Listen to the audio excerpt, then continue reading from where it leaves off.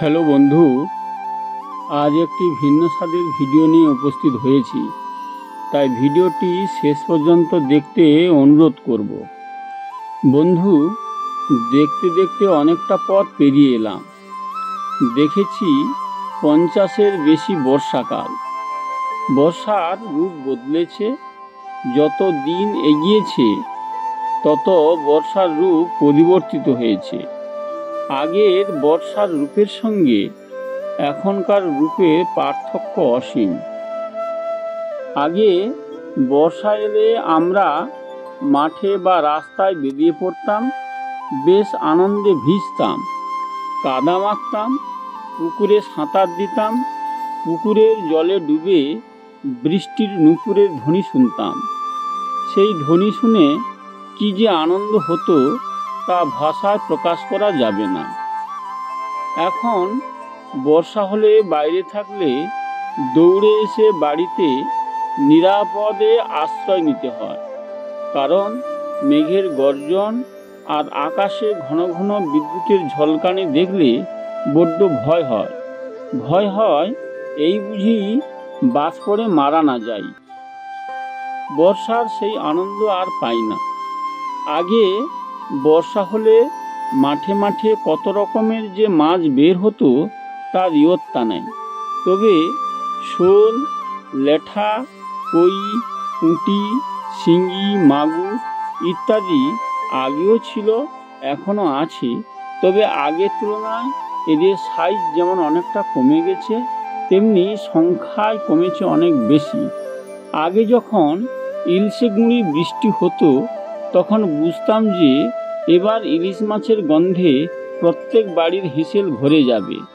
এখন তো ইলশে গুঁড়ি বৃষ্টি একেবারেই হয় না। তবে ইলিশ মাছ আছে, কিন্তু তার সাইজ যেমন কমেছে, স্বাদ ও গন্ধ লুপ্ত হয়েছে। আগে বর্ষা নামলে মাঠে আর বিলে নানা রকম শাকে ভরে যেত। সবই প্রাকৃতিক: শুশনি, কলমি, থানকুনি, মদরঙ্গা, হিঞ্চে, শিয়াপুনি ইত্যাদি নানা জাতের শাক। আজ আর তেমন শাক পাওয়া যায় না। যদিও বা কিছুটা কলমি, থানকুনি আর সামান্য শুশনি শাক পাওয়া যায়, কিন্তু মানুষ সময়ের অভাবে ওই সমস্ত শাক তুলতে পারে না। তাই প্রাকৃতিক শাকের স্বাদ থেকে আমরা বঞ্চিত হচ্ছি।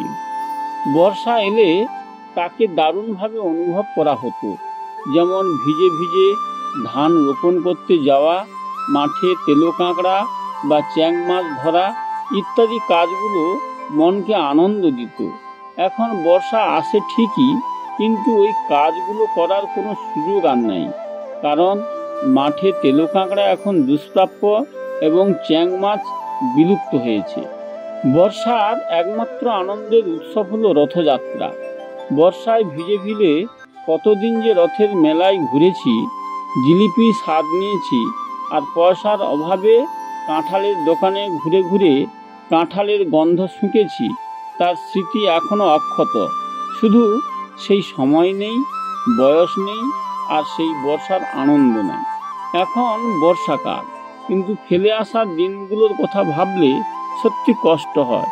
কিন্তু একে মেনে নিয়ে আমাদের পথ চলতে হবেই।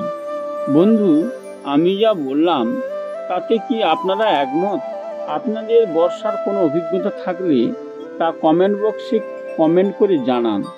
আর ভিডিওটি ভালো লাগলে লাইক ও শেয়ার করবেন। সবাইকে আমার শুভেচ্ছা জ্ঞাপন করছি। নমস্কার।